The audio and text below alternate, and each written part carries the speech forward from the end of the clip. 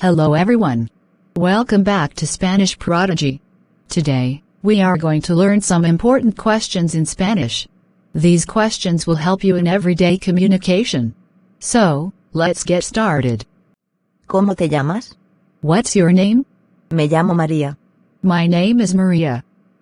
¿De dónde eres? Where are you from? Soy de India. I'm from India. ¿Cuál es tu profesión? What is your profession? Soy profesora. I'm a teacher. ¿Cómo estás? How are you? Estoy bien, gracias. I'm fine, thank you. ¿A qué dedicas? What do you do for a living? Or what is your occupation? Trabajo como profesora. I work as a teacher. ¿Cuántos años tienes? How old are you?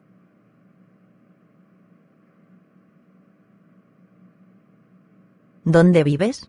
Where do you live?